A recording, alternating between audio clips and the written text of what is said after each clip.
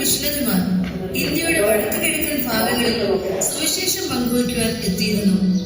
ആ കാലങ്ങളിൽ ആസാം എന്നറിയപ്പെട്ടിരുന്ന പ്രദേശം പ്രാകൃതരും ആക്രമണോത്സുകരുമായ നൂറുകണക്കിന് ആദിവാസികൾ ഉൾപ്പെട്ടതായിരുന്നു. കടുത്ത എതിർപ്പുകൾക്കിടയിലും ഇവരുടെ നടുവിലേക്ക് അമേരിക്കൻ ബാപ്റ്റിസ്റ്റ് മിഷൻ എന്ന സംഘടനയിൽ നിന്ന് ഒരു കൂട്ടം മിഷണറിമാർ കടന്നു വന്നു.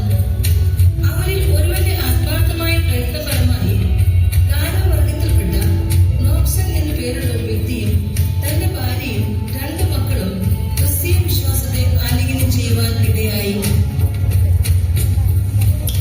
അയാൾ ഭ്രാന്തമായ ആവേശത്തോടെ യേശുവിനെ കുറിച്ച് ഗ്രാമവാസികളോട് പറയുവാൻ തുടങ്ങി. ഒരു പകർച്ചവ്യാധി എന്നതുപോലെ നോക്സങ്ങിലെ വിശ്വാസം ഗ്രാമവാസികളിലേക്ക് പടർന്നു പിടിച്ചു. അനേകരെ ക്രിസ്തീയ വിശ്വാസത്തിലേക്ക് നയിച്ചു.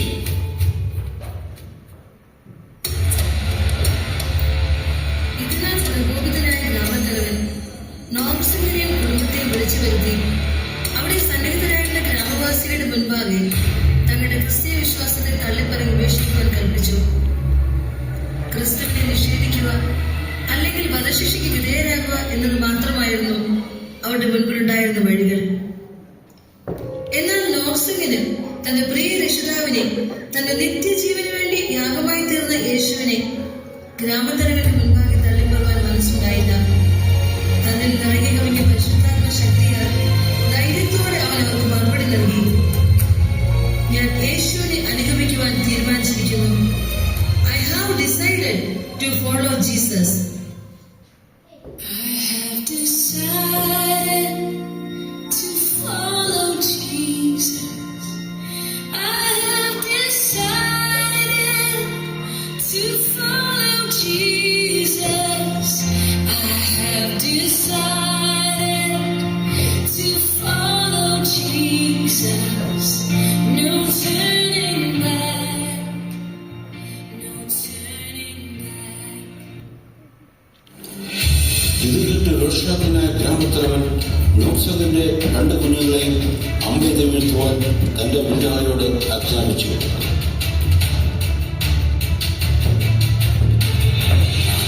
ശിക്ഷയ്ക്കായി കൂട്ടിക്കൊണ്ടുപോയ കുഞ്ഞുങ്ങളെ കാട്ടിക്കൊണ്ട് ഗ്രാമത്തലവൻ നോക്സങ്ങിനോട് വീണ്ടും ചോദിച്ചു, ഇനിയും നിന്റെ വിശ്വാസം തള്ളിപ്പറയുവാൻ നീ തയ്യാറാണോ?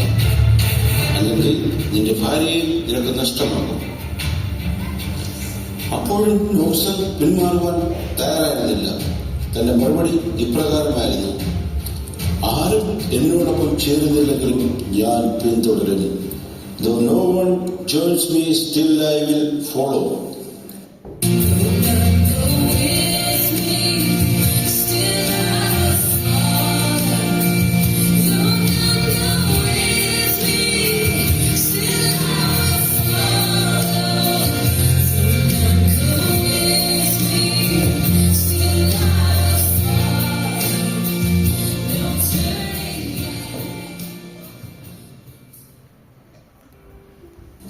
ക്രോധത്താൽ ഭ്രാന്തനായി ഗ്രാമത്തലവൻ നോക്സങ്ങിന്റെ ഭാര്യയെ അമ്പെയ്ത് വീഴ്ത്തുവാൻ തന്റെ വില്ലാളിയോട് കൽപ്പിച്ചു.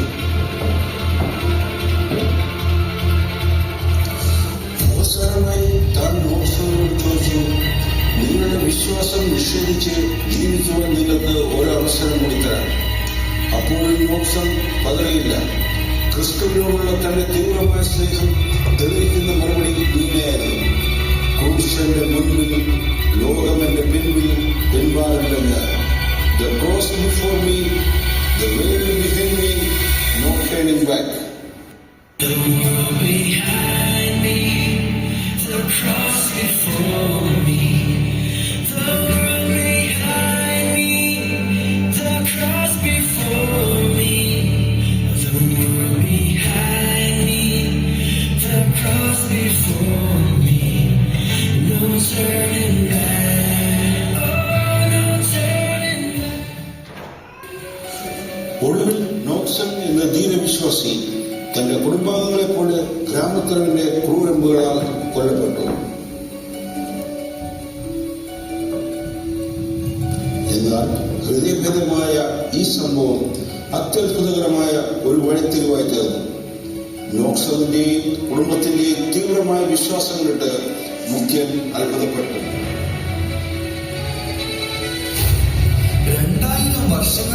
മേൽ ജീവിച്ചിരുന്ന ഒരാൾക്ക് വേണ്ടി ഈ മനുഷ്യനും തന്റെ ഭാര്യയും മക്കളും എന്തിനാണ് ജീവൻ ത്യജിച്ചത്? ഇവരുടെ വിശ്വാസത്തിന്റെ പിന്നിൽ അസാധാരണമായ ഏതോ ഒരു ശക്തി ഉണ്ടായിരിക്കണം. സകല മനുഷ്യരുടെ വീണ്ടെടുപ്പിനായി സ്വയം യാഗമായി തീർന്ന യേശുക്രിസ്തുവിന്റെ സ്നേഹം എനിക്കും രുചിച്ചറിയണം. ഞാനും യേശുക്രിസ്തുവിൻ്റെതാണ്. ഇത് കണ്ട് ഗ്രാമവാസികളും യേശുക്രിസ്തുവിനെ സ്വീകരിക്കുവാൻ ഇടയായി തീർന്നു. നോക്സൺ എന്ന ക്രിസ്ത്യൻ രക്തസാക്ഷിയുടെ അവസാന വാക്കുകളെ ആസ്പദമാക്കി എഴുതപ്പെട്ടതാണ് I have decided to follow Jesus എന്ന വിശ്വപ്രസിദ്ധമായ ഇംഗ്ലീഷ് ഗാനം. വിശുദ്ധ യോഹന്നാൻ എഴുതിയ സുവിശേഷം 12-ാം അധ്യായം 24-ാം വാക്യത്തിൽ നാം വായിക്കുന്ന പ്രകാരം ഗോതമ്പ് മണി നിലത്ത് വീണ് ചാകുന്നില്ല എങ്കിൽ അത് തനിയെ ഇരിക്കും, ചത്തു എങ്കിലോ അത് വളരെ വിളവുണ്ടാകും. നോക്സണിന്റെയും കുടുംബത്തിന്റെയും ജീവിതത്തിലൂടെ ഈ വാക്കിന്റെ ആഴം നമുക്ക് മനസ്സിലാക്കാൻ സാധിക്കുന്നു. അവരുടെ മരണം ക്രിസ്തീയ വിശ്വാസത്തിൽ വലിയൊരു വിളവെടുപ്പിന് കാരണമായി.